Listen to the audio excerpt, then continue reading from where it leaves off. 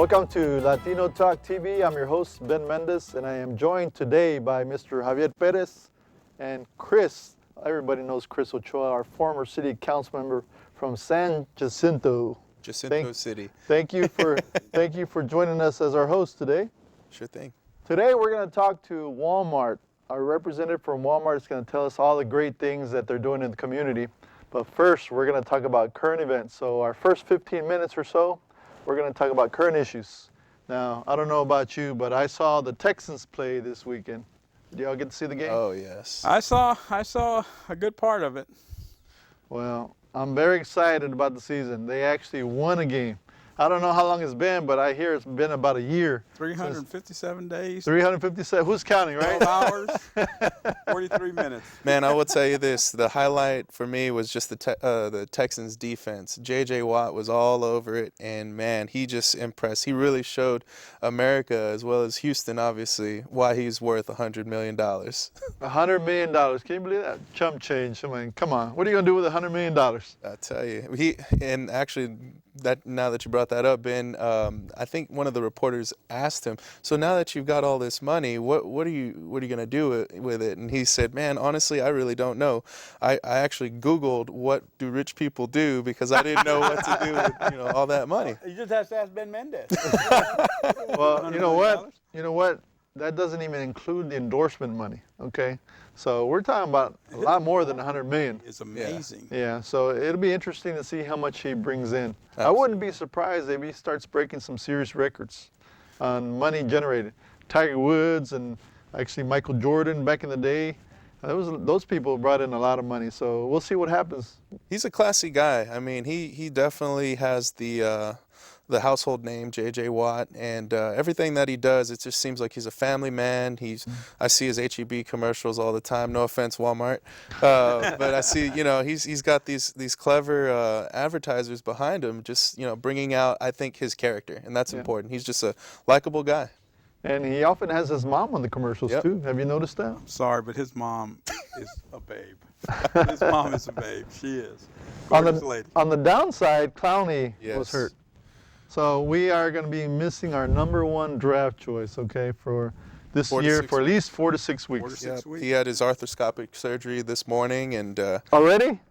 yeah. Wow. Bill O'Brien. They move quick, don't they? Yeah, they move very quick. The play in question really didn't have any contact with anyone except for the turf, and that kind of calls into question the whole arena, AstroTurf, or not AstroTurf, but Well, the that turf. was natural grass, so it shouldn't have been a problem. No.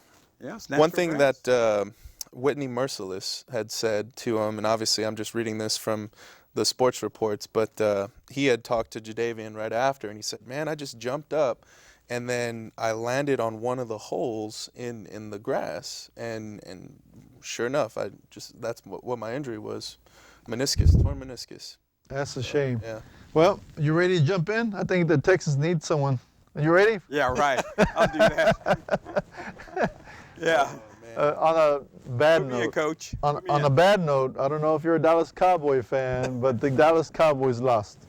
And man, I tell you what, I felt bad. I'm a Texans fan, but I really felt bad for the Dallas Cowboys. Their first showing, and oh my goodness, with Mr. Romo as how long quarterback. Are you gonna go with this guy, man? Yeah. Every year he just disappoints more and more and more. And he's still the starter. 3 interceptions in the first half, back to back to back. It was just, I saw a good chunk of that game. But Until you convince Mr. Jones not to hire him again, he's going to be the quarterback. He's going to be at the helm. So now let's talk about something even worse than that, okay? And this is serious stuff here.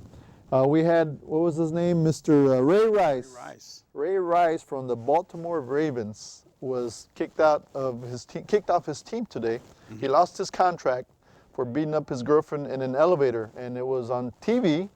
They showed video footage of him in the elevator beating up on his girlfriend. I mean, that was shocking video. And what kills me is I don't know how the NFL didn't know about this. I mean, the first question would have been, okay, you show me video of her, coming out. So I thought the video inside the elevator itself didn't exist. But why wouldn't they release that video? It just doesn't smell right. I don't know if the NFL ignored it But why would the police hide that video from the NFL? Yeah, it there's no definitely evidentiary reason for them to hold that back. Well, guess who brought out the video?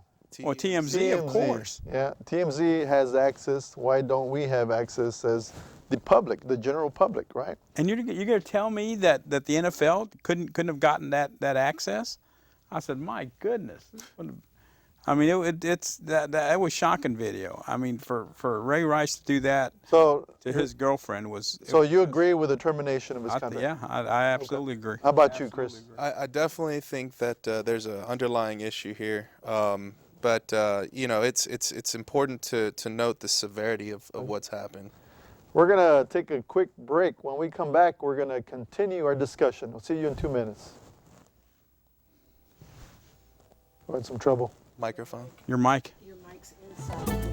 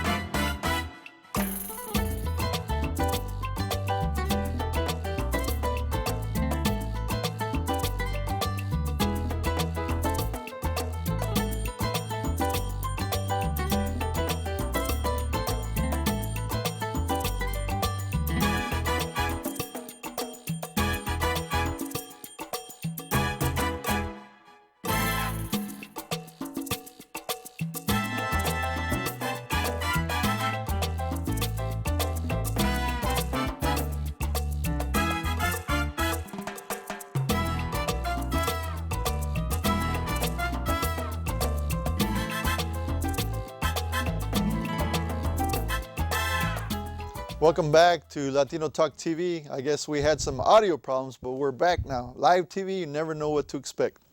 Now, getting back to our discussion about the NFL. Now, for the NFL to take immediate action, I mean, they didn't even waste any time. I mean, it was just like that. Now, why can't they do that about other things? You know, all the drug use that we hear about, sometimes they give them 2, 3, 4-time chances. I think once you give them a chance, that's it. You need to give them the axe if they do it again. What are your thoughts on that? You know, policy is definitely where your priorities are. And when you talk about the NFL and the drug abuse policies that they have, it's pretty extensive on what they've done and how they've outlined the ramifications for first-time users, second-time users. I think they've got it all the way up to a 4-tier system. And the simple fact that this domestic violence abuse wasn't really an anomaly because it's been noted before on the NFL. But just in this case, a 2-game suspension. A 2-game suspension. That's all Ray Rice initially got. And, you know, it kind of, for me, is a little refreshing to know that Roger Goodell beefed up that policy to a 10-game suspension, I believe.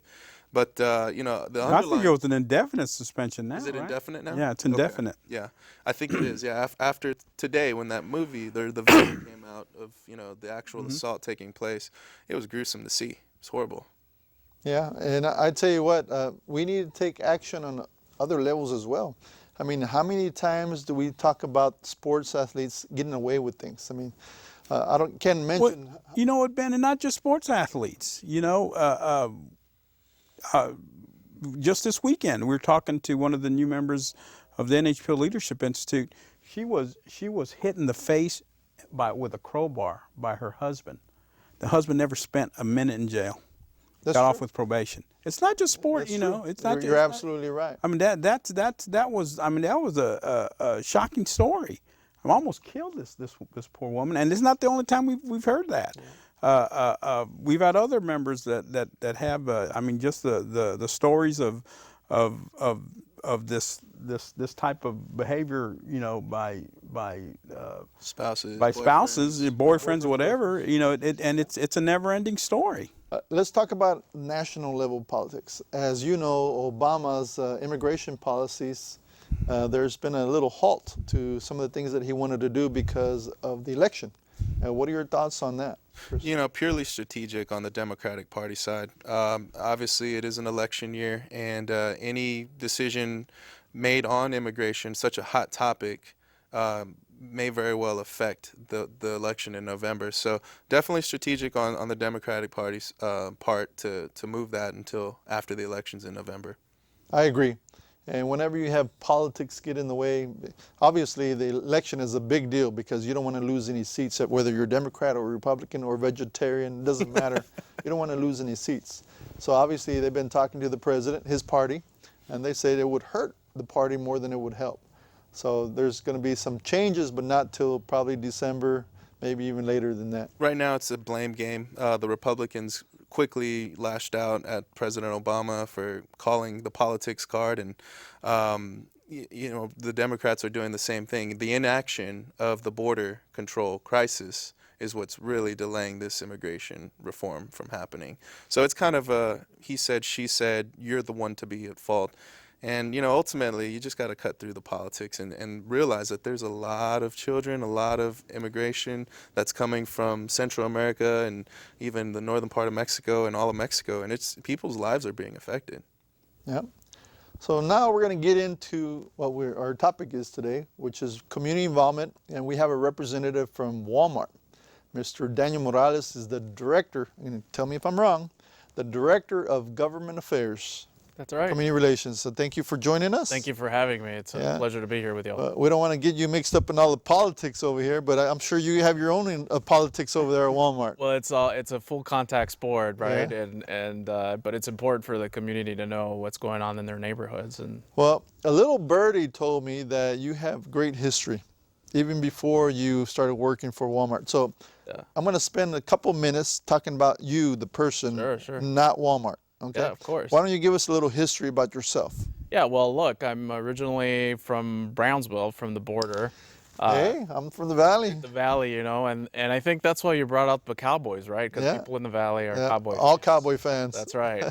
So, and true to that, because, but I grew up in Brownsville, and I think, I can relate sometimes to different parts of the community here, whether it be the east side or some other parts where, we're all Hispanic down in the Valley. So it's really interesting to see that. I was fortunate enough to be able to go to college and graduate from undergrad in San Antonio from Incarnate Word, and got a full ride to the George Bush School of Government and Public Service.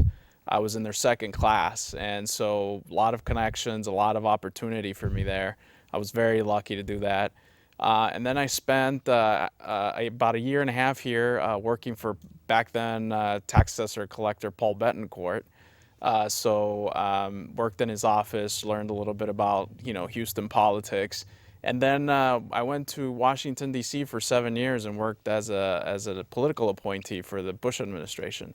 So as an Hispanic, as a kid from Brownsville, I've been very blessed to be able to do things that, a lot of people haven't been able to do, and see and work and do things and promote worker rights within Department of Labor and talk about, working through Katrina and Rita and working with the Surgeon General. So, those are interesting things that I've been able to do, and I've been very lucky about, my progression and my path in my career.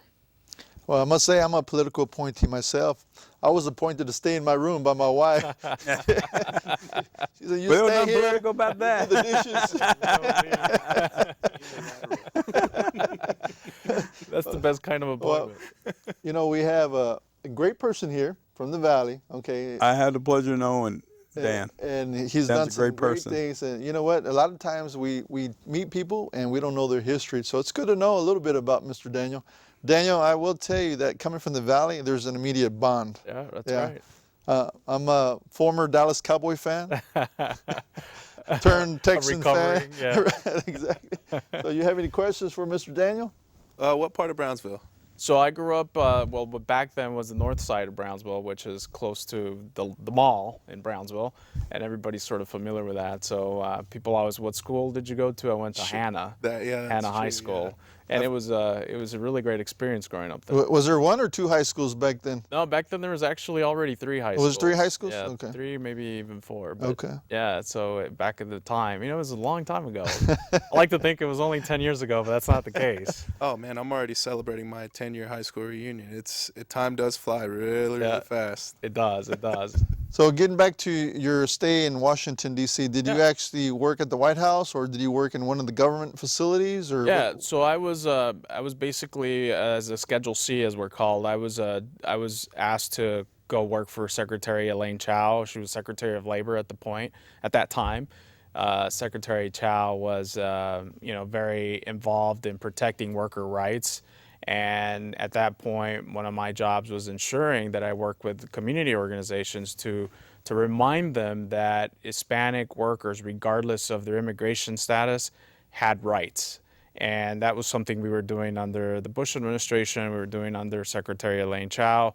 And it's something I even came to Houston and worked with the consulate or the Mexican consulate here, and had discussions about ensuring the worker rights, something very basic, making sure that they got paid what they worked for. so did you focus on Texas or Houston, or I focused all over the country. Okay. Obviously, Houston and Texas being a focal point for Hispanics and immigrants was an important part of my job, but so was Florida and so was California and some other parts of the country. And improving worker rights was also working with OSHA and improving worker rights was also a big task of hers, of Secretary Chao. Well, I tell you, Dan, one of the things, I think the first time we were able to meet was back during the Walmart, the Heights Walmart. That's right. And I remember working on that specifically with the NHPR Leadership Institute. Got behind the project. We thought it was a great project for the community. Yeah. And what amazed me was the amount of Blythe that was there. Right. I mean, it was an old steel foundry. Yeah. And basically just rundown apartment houses and all through that area there, and it just amazes me how much development has come from that one Walmart store. That's correct. And even some of the, and I'm sorry to say it, but some of the houses behind the Walmart got bought out, and they got these little these expensive townhouses are the old residents were all bought out. And it amazed me the amount of and the thing about it is that the people that were protesting it, they were the first ones in line at Christmas time, and Right. but it's such a great area now. It is, and I think, well, back to the history, what I've been told, and this could be incorrect, but that used to be some sort of oil depot or oil refinery at some point, and the steel foundry, and then it was up for sale. And it was a developer project. It was a project by the developer, and we were really interested in serving that community there. We think and we know that we've been able to lower the cost of living for many in that area, because not everybody lives in the Heights, and not everybody makes can afford to buy at higher prices. We knew we could make this a competitive landscape for groceries, and that's what we were able to bring. I think what you've seen is that once we came in, businesses were able to become interested in the area, and what you've seen is a complete turnaround from some fast foods to a Starbucks to banks to a lot of amenities that people in that area were really looking for. And I think and that's what we do when we come to these neighborhoods. We not only bring the jobs, and in this case it was 300 jobs, but we bring, an opportunity to lower the cost of living, and we bring economic development to this area. And so what used to be graffiti around that is now, brightly lit, nice new buildings that have come to this area and serving people of that community. And it's a mixed community. There's a lot of different income levels, a lot of different people moving into that area, and I think it brings opportunities.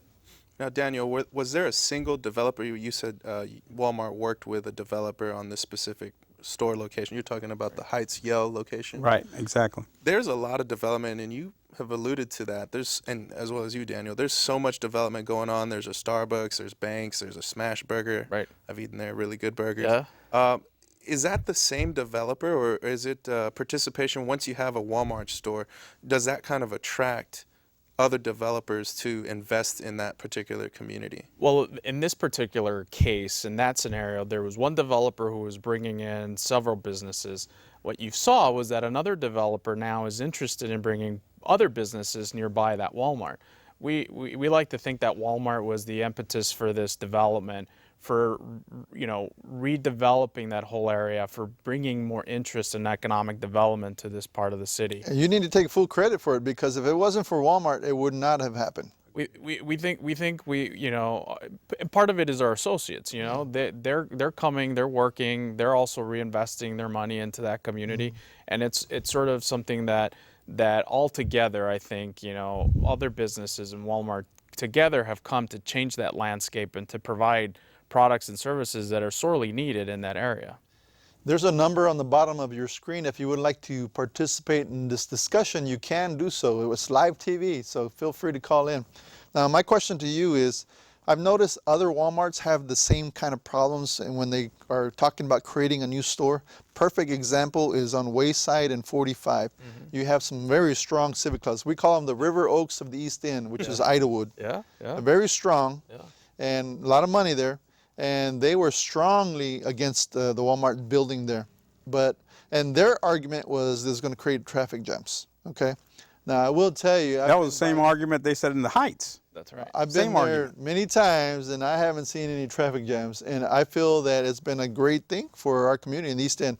Not only has the Walmart popped up, but there's businesses around the Walmart that have popped up, across the street, et cetera, et cetera. Yeah. So it's great. I think what you saw in that case was businesses were already starting to come before we had even broken ground. They knew Walmart was coming, and they saw that as an opportunity to serve their customers. And I think Walmart was able to change that landscape from an empty, abandoned building to something new and fresh with good lighting. And again, 300 jobs for the East End. I have one complaint. That's right. Tell me. One complaint. The Taqueria Aranda that's right next to it, you don't have a driveway that goes from Walmart to Taqueria Aranda. You have to get on the freeway, get back in. What happened there? Well, Come on, Dan, their you gotta piece work of on this. land, and there wasn't enough. Enough land to make sure there was a driveway. But maybe we have the Taqueria Arandas bring a truck and put it in front of the store. Very nice. Now, is that something always that an you do, that Walmart would encourage, to have like a taco truck or an independent business just to kind of serve the patrons as well? We've talked about different things. I think what our customers really want is easy access in and out. They want to make Well, that's what I'm talking about. Taqueria Aranda didn't have easy access. What That's happened easy access, easy access to the taquerias. Yeah, that's the kind of access you need, right? So maybe we should go eat some tacos and exploring after this.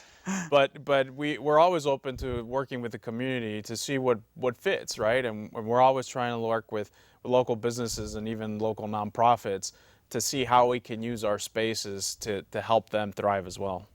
Dan, maybe we should expand. You said you had 300 new jobs That's right. from the Walmart in the East End, Wayside, 45 exit. What kind of jobs are we talking about? Because I'm sure these are not just entry-level jobs. Greeters? I know. Hey, that's going to be our retirement job. Me and Yeah. Ben, we're going to be greeters. I hear you. I heard little birdie told me you put your name on the list already. Yeah, I'm a couple years away. Well, I'm glad you brought that up, because it is 300 jobs, and these are good jobs with good benefits, including health care. 75% of all store management across the country started off as an hourly associate. Now think about that, 75% of all store management, which means that there's an opportunity to move up. And so That means there's hope for Javier when he becomes a greeter? Becomes a greeter, he's got And I get a real job. That's good. 75%, that's a high number. That's a good number. Yeah. And so the 25% that you do hire from outside, are they from like the competitors? Yeah, they come from everywhere, from the community. I mean, these jobs could be, the mom that's looking for extra income or a part-time job to somebody who is looking for a career, and that's an opportunity to move up. And so what you see is that, not only do we offer the benefits, the 401k, the time off, we also offer health insurance, you know what? In fact, let's stop there for a second because we offer health insurance for $18 every 2 weeks. So it's affordable health insurance. Wow. And we know that it's better than some of the ACA plans out there. And so it's an opportunity for an associate to get health insurance. But, you know, they have that, there's a 401k, and then, you know, there's an opportunity to go up. There's countless stories here in the Houston area of our market managers, district managers or store managers that started off as cart pushers or cashiers. And so these are opportunities for people to move up within the company. And you know what? Some of these top level managers make anywhere from $95,000, $75,000 to up to $200,000. So there's an opportunity for them to have a career, grow within that career, and make a really good living off of it.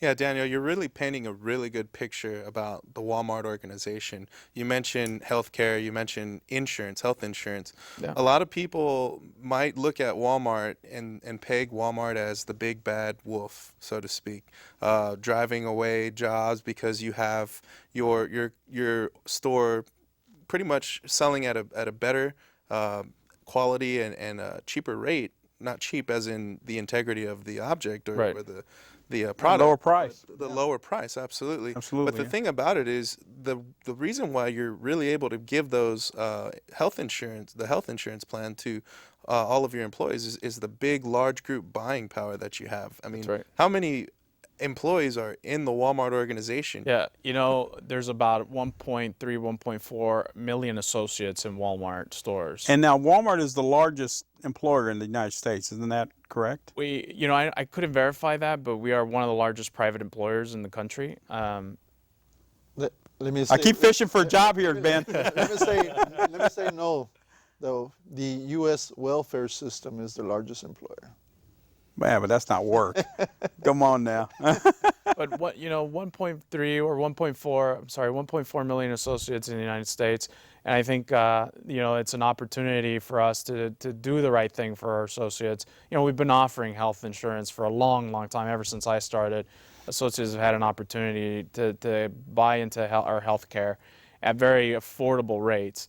And so I think this is just continues to be an opportunity. And you touched on a point about what we're doing in the community. I think what you see are that we tend to be bullseye. Right. And I think what you hear is a vocal minority that doesn't really understand. Daniel, we have a call in. Sure. Is the caller online? Can you hear me, caller? Yes, I can hear you. All right. Who am I speaking to? This is Antonio.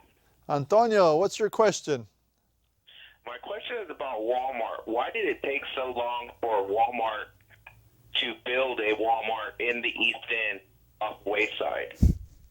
Good question. Yeah, we've had that question before, and we were looking for the right opportunity, the right place. We wanted to make sure that what we brought was going to be something that was going to be there for a long, long time. So when you do those kind of decisions, you know, you have to make sure that you're looking for the right place to serve your customer, and we think we found it here at that piece on I-45 and Wayside. Antonio, did that answer your question? Yes, but will there be more stores built in the Hispanic and the Latino communities like Denver Harbor, Southeast area, North Side? You know, we're always looking for how to best serve our customer, and this is one perfect example. So, you know, we don't have any announcements to make, but we're continuously looking at how to better improve access to our fresh fruits and vegetables. So that's a way to say we're going to continue to look to see how we can serve our customers. Antonio, thank you for calling in. Appreciate it. Thank you, Ben. Take care. Now, I will tell you that I'm in the same boat that as Antonio is. I wanted to know why it took so long to come to the East End. I used to live right now on the Wayside in Lawndale, Yep. right down the street. And I will tell you, the only store around there to shop was Fiesta. That was the only place you could go to. And they didn't have the variety that Walmart has. It has groceries, but you couldn't go buy clothes or whatever the case may be. No. The closest place at that time was way south. And I'm not going to mention another store's name, but it was way south. So you could have had a monopoly a long time ago. This is my opinion now. You could have had a monopoly, and all those people for probably 10-mile radius. Yeah. So why did it take so long? Yeah, and I think part of it was finding the right place to put our store, making sure that we were going to be able to serve our customers for the long run. And so it's something that, you know, when you're building in certain parts of the city or even in the city of Houston, you want to make sure that when you come, you're there to stay. And our plan is to be there for a very long time. You know, it amazed me how I guess for lack of a better term, how the haters showed up, especially with the Heights Walmart. Yeah. It was amazing to see these people that got together and just fought Walmart on every front, tooth and nail. You know, and these were, you know, you would think pro-business that would want to see that type, but no, they argued about congestion, they argued about light pollution, I mean everything. They had your environmentalists out. And just to look at that area now, and believe me, this is back when Washington was becoming nothing but bars, you know, and finally you got an employer there. And you know what, and there was so much, what's the best way to put it, economic, Thanks. well, it's not, I heard, well, you know, we don't mind if you put an H-E-B there, but not a Walmart. I mean, what is that all about, you know? I mean, and they said that Walmart would attract the wrong type of people. We have another caller. What does that mean, you know? We have another caller. Man, don't interrupt when I'm talking about racism, and I'm trying to get to racism here, Ben. Caller, are you online? Yes, I'm sorry. I forgot to ask. Are you aware that there was an Oshman's that had a historic Mexican-American mural on the back of the Oshman's building where Walmart is now currently? Yep. Yeah, no, we were fully aware of that. Informed Yep. about when they tore down the Oshman's, that nothing's been done to restore that mural. Well, we did work with AMA, which I think had basically with their students put that mural up. We did work with them. We worked to hire a professional photographer to come and record that mural and make sure that it lived on and through pictures. So you know, we don't allow graffiti on our, and I know it's not necessarily graffiti because it's not, but we have very strict design standards, and we're going to keep those at our store. We can paint. Yeah. I got my spray can. Spray can. Thank you, Antonio, for calling in. Well, that's all great, but is the mural going to be restored on the back of the Walmart wall? No, it's not going to be restored. We had discussions with AMA about it, and this is the agreement we came to, which was to record it and preserve it, because we weren't going to be able to allow to be reinstalled on our building. Hey, Antonio, I have a question for you. Yes, sir. Were you flipping through the channels and ran across our show, or were you waiting for our show to start? No, I regularly watch your show. Oh, great. Well, thank you for viewing. Appreciate Oh man, the so call. you're the one. The one you know, viewer that stays loyal to the show. Great. Appreciate it. Thank Thank you so you, much. brother.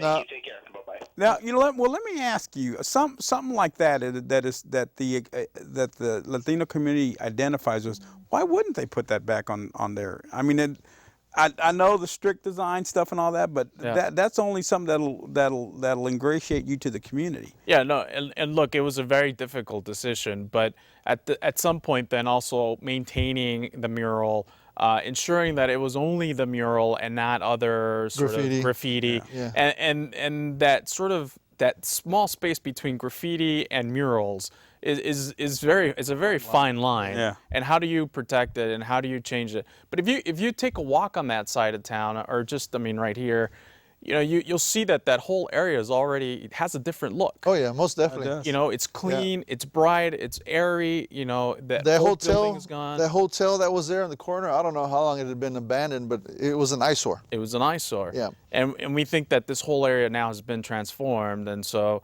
you know, I think there's a difference in it. I think, you know, I agree, because it was a really nice mural and we wanted to preserve it. That's why we thought we could best preserve it at You know, that Daniel, time. and every place that you've put your store in the Houston area, especially since Walmart started coming into the city limits.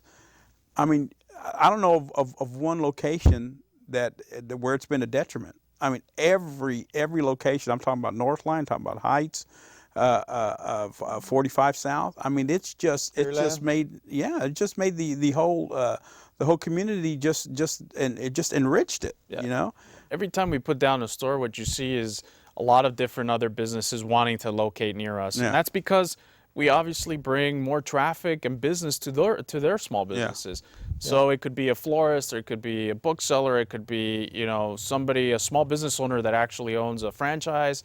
You know, they know that there's an opportunity when they locate near us. I'm not a marketing genius, but I know how to increase your numbers. Yeah, tell me. You need to sell elotes. You'll have this guy in line every day. Lined up, baby. With crema and mayonesa. There you go. That's right. Yeah, elotes, that's the way to go. Now, I will tell you also that we're going to talk about the foundation, because Walmart has a foundation that is separate and apart from the actual corporation, and they've done some great things. So we're going to take a little break. When we come back, I want to talk a little bit about the foundation and what y'all do. Perfect. So we'll see you in 2 minutes.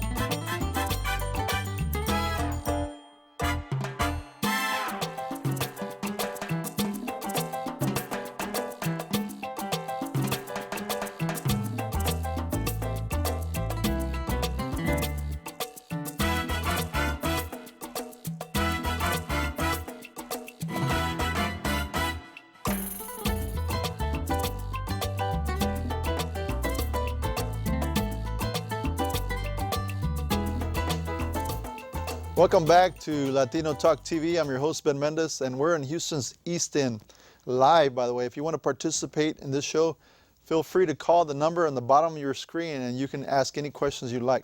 Now we're going to talk to our Walmart representative about the foundation. Now, you know better than I do, Walmart gives a lot of money. They're very generous with their money. And so we're going to talk about some of the things that you need to know about the foundation. Yeah. If you want money, you better listen.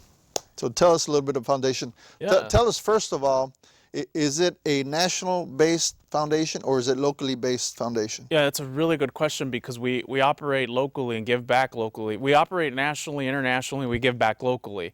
But we have different ways that people can learn about that. But first of all, let me tell you that the Walmart Foundation is one of the largest cash contributors in the country.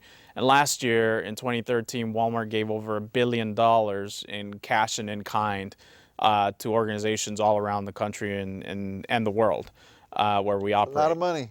Yeah, and I think that presents some opportunities, and we're focused on certain things. So a lot of times one of the things that we're really focused is hunger and nutrition. There's a couple of other pillars, but hunger and nutrition is really important in the Latino community, because we see a high incidence of diabetes. We see a high incidence of malnutrition. We know that while we love to eat, you know, there's kids out even here in Houston. What made you say that? Yeah, right? Talking about elotes, tacos. But you know, that it's an issue. And so we're really focused on hunger and nutrition, and that's why we've committed $2 billion to help fight hunger in the United States.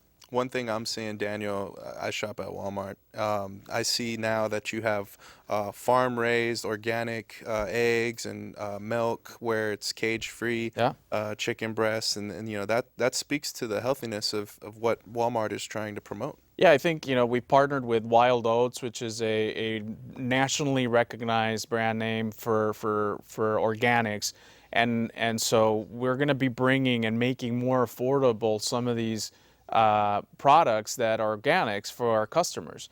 But you're right, there's a big space for organic produce and vegetables, for poultry and some other items around the milk. that people are dairy that people are looking for in the organic section. But there's room for everyone, and while we want to make sure that our organics are as affordable as they can be, sometimes just being able to offer fresh fruits and vegetables in certain communities is a big plus.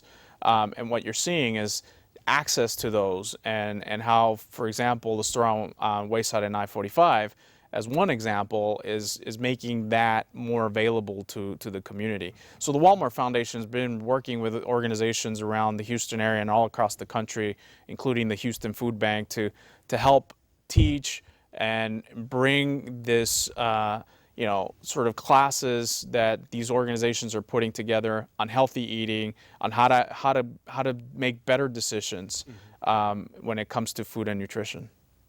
You know what I tell you, Ben, and one thing I was telling Dan while we were on break is that, when I had this accident, when I was hit by a car a couple years ago, which always, because of that, you call me Speed Bump, my nickname. Okay. But one of the things the doctor told me is that, when I was laying in the hospital bed, he goes, you're going to be fine. He says, you're in a lot of pain right now, but you're going to be fine. He goes, what I'm worried about is your diabetes. He goes, your diabetes is out of control. And the first thing that they told me goes, you need to go to Walmart, and they have the cheapest meters, all the supplies, and absolutely, it was a big savings. Yeah. After that, and I'll tell you it's the Rely on Prime. That product, the meters and the strips. I mean, it's just very affordable. Even if you don't have insurance, it's a great place to go get your supplies. Speaking of doctors, I know that a lot of people go over there to get checkups, whether their blood pressure or talk to the pharmacist. Yeah. So do you see an increase in people using your pharmacy? Yeah, we do. We see that Walmart was sort of a groundbreaker in the $4 generics. So now you see a lot of people following and trying to reduce the price of their generics. Walmart was the very first company to introduce these $4 generics and make them more affordable for people. And because of that, people like to come to the pharmacy, get those tests done, get their low-cost prescriptions when they can at Walmart. And we're also moving into the healthcare space by offering clinics at our Walmart stores. So we don't have any plans as of today to bring any in Houston, but I'm sure that'll change in the future. And what this does is allow our customers access to clinics that will be able to treat small and whether it be a sore throat or it be sort of a small laceration or just to get something checked out, and I think that allows our customers to save money, but at the same time provide some convenience to them. And so I think, I know we're jumping around because we were talking about foundation, and I'd really like to come back to that. But you talked about our prices. No, let's talk about prices here, Dan. Yeah.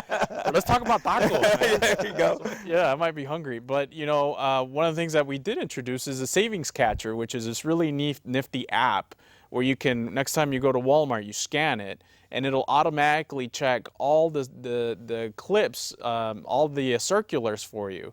And if there's a lower price on something that you paid in that circular, you'll get an e-gift card. So it's very simple. You just click on it. Don't tell, this guy is king of those type of apps. Yeah, I've got it downloaded right now. You got it downloaded. I don't even have to look at my screen. Yeah, he knows exactly what I'm talking about. And so that's an opportunity for customers to save some money while they do their shopping without having to compare. We do all the comparing for them. Okay, let's jump back and talk about the foundations. Now, for people that want money from the foundation, what are the things that you look for? I'm assuming there's a grant process that you have to follow, right? Yeah. So we'll start from the very beginning. And if I don't know anything about the grant process. So let me take a step back because we talked about local and national and international. Yeah. So the Walmart Foundation has the National Foundation or Walmart Foundation does grants at the national level to big organizations, and then they usually take a step back and work within those communities all across the country on different subjects, whether it be hunger or veterans or economic empowerment. One of the other things that people should really know about is the Walmart State Giving Program. And the State Giving Program gives grants of a minimum of $25,000. And those grants go to communities right here in Texas, right here in Houston, that give back to the community. And what we're looking for are organizations in good standing that are nonprofits, and that have a program that fits our criteria. And usually those are those pillars that I talked about earlier. We talked about hunger and nutrition. We talked about workforce development and women's economic empowerment. Veterans is another big program that we run. And so we're looking for organizations that are doing work in those spaces. They can apply. They can easily Google Walmart State Giving Program and find the information on the internet. And I think that's a really great opportunity for them to be a part of our giving process and give right back to this community. Now, I said $25,000 is the minimum, and it goes up from there. And it's a really good opportunity to do something in the community in conjunction with Walmart. Well, I personally want to thank you for giving money to NHPO, the National Hispanic Professional Organization, and the Leadership Institute. I tell you what, the monies that you have given us have gone a long way. And I applaud your efforts for giving back to the community.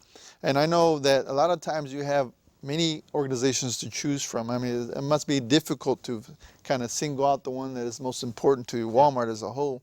But I appreciate everything you've done for us. So wouldn't you agree? Oh, absolutely, Ben. It's been just invaluable, the support from Walmart to the NHPO Leadership Institute, and this is an organization that helps train community activist leaders, grassroots leaders, and these people are making a difference in our community. And we couldn't have done that without the financial support from Walmart, and we really owe them a lot. Yeah. It really allows people of less, that come from a less fortunate background to take the leadership class. We try to make it as affordable as possible. Absolutely.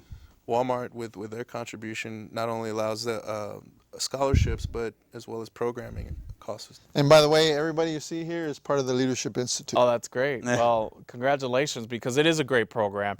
Bringing up leaders within the communities to advocate for their communities, I think, is part of what these communities should look like, and we're really happy to be a part of NHPO and continue to contribute to them. And it's sort of, what makes our community involvement so great is that we touch the grassroots and we work with people at the local level.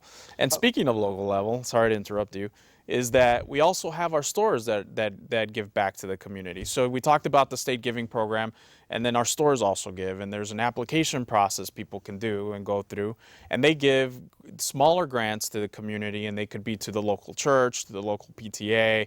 If a PTA is not looking for $25,000, which I'm sure any PTA could use, there's a smaller grants that stores can give, and those are based on, geographic, by neighborhood or close to the store. Okay. And that's a great opportunity.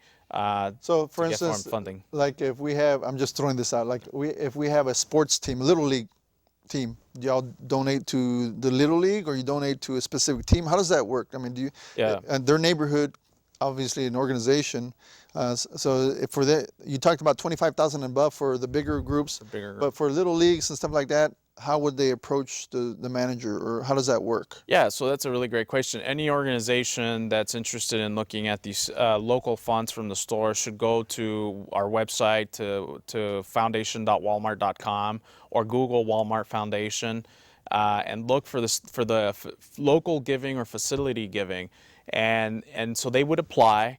And then the store manager, in conjunction with his associates to some degree, has a conversation about what's going on in their neighborhood. What are the right organizations we should be funding?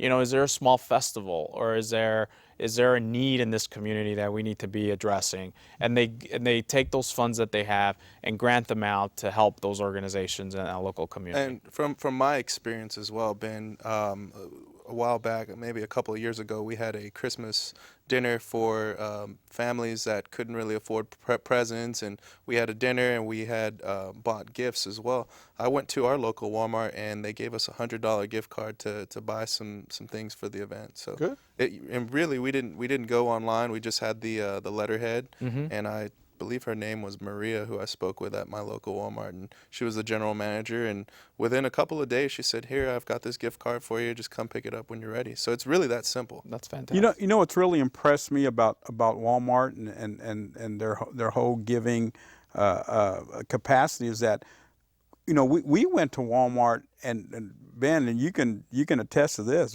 we were just starting out. We were just a year or two old before Walmart started really, and because of Walmart, we were able to develop our program and to where it is today. And this was at an early stage in our development, and without Walmart, we couldn't have done it. And I will tell you, one of the reasons for that is because we had established ourselves very early on as a leadership program for the Hispanic community, which was unheard of in Houston. And so it was one of a kind. So I think a lot of that has to do with the people that were involved at that time. We had some great folks that were networked. And so there was a lot of factors, including Walmart's participation, that took part in that. Let's talk about an issue that is kind of controversial. And I don't know how you feel about this issue, but the minimum wage rate. Okay. Now, you've seen protests recently at, let's say, McDonald's and Burger King and other places to increase the minimum wage.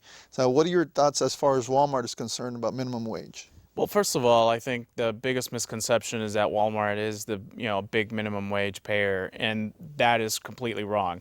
Approximately 6,000 associates across the country make minimum wage at Walmart out of 1.2 million associates.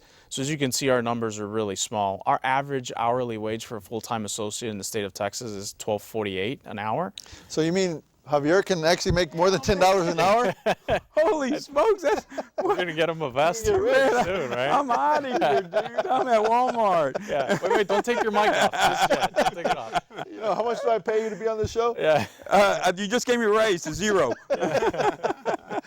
But we think and that's why being an associate at Walmart provides great opportunity, because once you're at Walmart, the sky's the limit. And you can certainly rise through the ranks and with hard work become a management associate. Last year we promoted over 75,000 people from hourlies to management, and so there's always an opportunity to continue to move up, and that's why this is one of those issues where we're going to continue to focus on our associates and try to get them into management positions as we continue to grow. Daniel, what do you like most about your job? I mean, you've kind of talked all about the facets of Walmart. What do you, Daniel, like most about your job? Walmart continues to it's innovative. We have over 4,000 stores all across the country, and we have 3 basic rules that Sam Walton started us off on. And those basic rules continue to live on today. Respect for the individual is one of them. Making sure that we're working with the customer is always number one.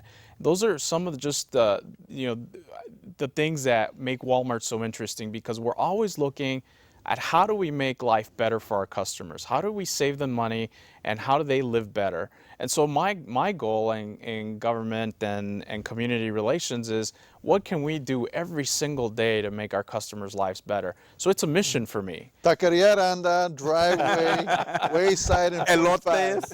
And elotes. I think I got my list down pretty good, yeah. No, that's great. And everybody would like a job that they enjoy going to. But I'll tell you what, there's nothing like having a job where you can award money to different folks in the community that are doing great things. And that's part of your job. I know you give these big old checks, take these pictures and get on TV like you're doing now and present these checks. That must be a great feeling. It is a great feeling when you're helping organizations that are giving back to the community, and that Walmart is there with them giving back from the very beginning, because that they're taking a risk and you want to take a risk with them. In this case with NHPO, taking a risk to make sure you're educating the next set of leaders. I think that's important. And so looking at those community organizations that are making an impact at the local level and coming up with them, I think is very rewarding. Daniel, you mentioned Sam Walton, and immediately when you said that, I thought of Sam's Club and Walmart. Can you speak to a little bit of the history behind that? From my understanding, correct me if I'm wrong, Sam's and Walmart kind of went hand in hand, and I'm not sure if that relationship is split or. Yeah. Speak a little bit about that if you don't mind. So Sam's Club is part of Walmart Stores Inc., and it's something that continues to provide savings to our members all across the country. It's a good way for organizations and particularly small businesses to be able to get their products and services, and we have a lot of services at Sam's Club. And so it's part of our company, it's part of our culture. And every time I walk into it, to me, it's undistinguishable other than having to be a member. Right. And we're really member focused at our clubs. Our efforts there are to make sure that we're saving small businesses money and that we're able to get them the things that they need to operate their small businesses. Obviously, a lot of families like ours shop there too, because we can get some great deals on some of those basic items, right? But it's a great company. It's part of our company. It's part of our Walmart. Thanks for clarifying that. I Yeah. did not know. So Walmart, Sam's is right rolled into that. It's rolled into that. When we have our shareholder meeting or when we're having big meetings, it's part of our company. It's part of our culture. We work in tandem, and it's a great place to work as well. So if I were to offer you a job as a co-host, would you leave your job at Walmart? Well, only if you pay me a little bit more than Javier. Hey man, it's all the tacos and elotes you can eat. Hey, we do offer great benefits. You get to hang out with Javier. Yeah, well, then that's the only benefit I need, right? Well, you and I have a friend in common, and I want to thank Mr. Joe Lopez with our Lopez Marketing Group. Marketing from Yes. El Paso. And he represents you here in Houston. I'm assuming he represents you all over the state. Is that correct? Pretty much. Okay. Yes. Well, he's the one that kind of made that connection with us, and I want to thank him personally Absolutely. for making it happen, because let me tell you, there's one thing to have a job, and there's one thing to do everything outside of your job description and make things happen. He goes well beyond his job description. That's right. Okay, and he's someone that we can call on, not just for Walmart, but just for advice and what we need to do this, how do we cater this, and where we go from here. He's been there for us 100%. And you know why? Because he cares about the community. He cares about the Latino community. He cares about the young people coming into the Latino community. And I'm not talking about Joe Lopez, the musician. No. That's why. Joe Lopez is from El Paso, Texas, and let me tell you, Former Houstonian. Former Houstonian. little guy with a big package. He's done some great things for the community. Big heart, right? Big Heart. Joe cares. is a great guy. I hope you keep him forever, because I tell you, if it weren't for Joe Lopez and Walmart, we'd be in some tough straits right now, young. So before Javier runs us out of time, is there anything you want to mention? Yeah, well, I really want to thank you for having me, because it's really important for us to let people know what Walmart really stands about. Our foundation is a part of it, but our associates are another big part of it. And as I said earlier, there's a lot of opportunities. There's always opportunities with almost 65 stores and 35,000 associates. There's always room for more at Walmart. And thank you so much for what you do for the community and for having me on here today. Well, thank you so much. Any last minute announcements or anything going on? Well, I know Dan wanted to be part of one of the NHPO, the leadership classes, so I'm gonna hold him to that. You can hold him feet to the fire, huh? Be there. And he ain't getting no Oh, scholarship. you know what? We need to invite him to the ropes course. Oh yeah. Oh yeah. That would be the ideal class you need to go Now that I to. lost 10 pounds, maybe it'll be a little faster, right? Well, 40 feet up in the air. There you go. On second thought. well, this wraps up our show here at Latino Talk TV, and thank you for joining us. We'll be back next week, Monday, live TV, 6 p.m. So please call in next time. We'll see you. Bye.